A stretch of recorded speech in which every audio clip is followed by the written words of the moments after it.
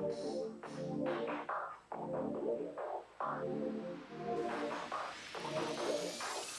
you've been following along, the whole front end's all been removed now.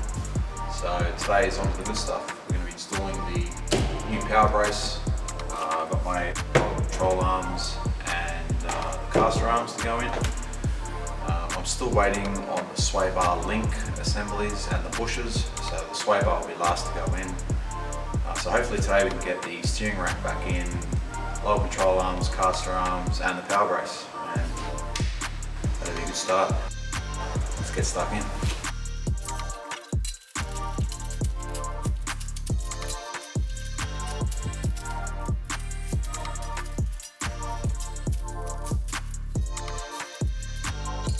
Brand new Nismo power brace.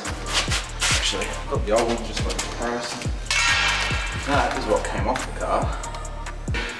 They're not boxed, and they don't have obviously the linking support strengthening bar here. You can see these Nismo ones are boxed. You can see here these old ones suffered a nice ding there. The other one's got an even better ding on it there. So these things see some abuse on the roads. Hopefully this new Nismo one will brighten up my day.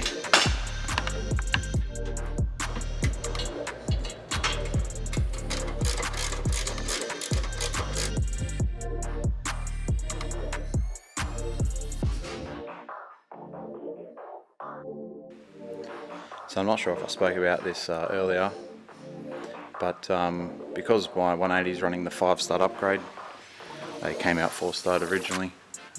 These are the S14, S15 lower control arms, and that's just so that you can accept the S15, S14 front hubs, front knuckle and hubs. You need a set of the S14, S15 caster arms because I believe they're a touch longer than the S13 ones.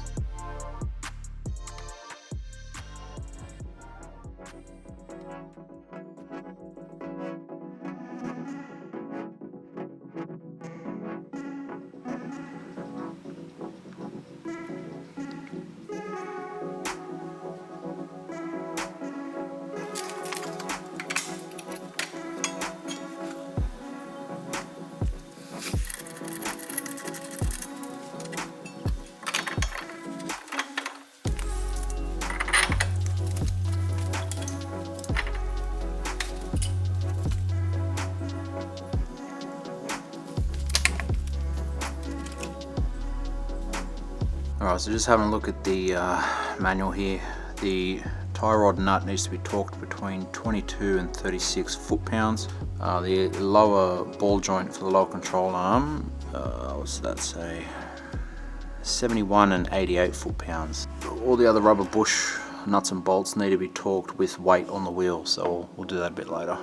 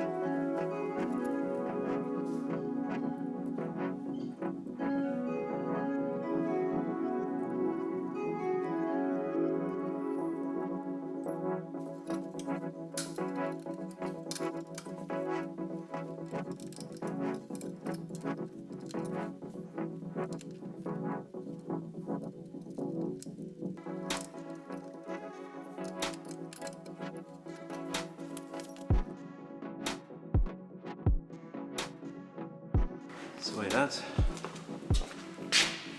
Alright. Oh. So, we finally got all the arms in. Sway bar links finally arrived. They're installed. I haven't tightened them up obviously yet, so it's time for the wheels to go back on. Once the wheels are on, we've got some weight on them. I'm going to go back over everything, give everything a once over, especially the sway bar links. So then I'm just going to take her for a little drive around just to let everything set again. Yeah, and then she's off to get a full wheel alignment front and back, so it's definitely going to need it and should drive and feel $1 million after that hopefully. So once I've got the wheel alignment done, I've still got the gearbox to be serviced. I've still got to do a radiator flush. I've done an oil change, but I haven't done the filter and put the new oil in. I've simply drained all the old oil. I've topped it up with some other medium grade 10 W40 I think. So that'll act as a bit of a flush for the engine. I haven't changed the oil on this thing for I don't know how long. So yeah, drain that, new filter. Got the gone with the Penrite Racing 10s 10W40, so that's got a whole heap of zinc in it, which should help protect this poor old engine. I did notice when I drained the oil just before, there was quite a heavy scent of 98 premium in it, so I've got a sneaking suspicion my lower end might be a bit tired. Anyway, I digress. Let's get the wheels on the floor and see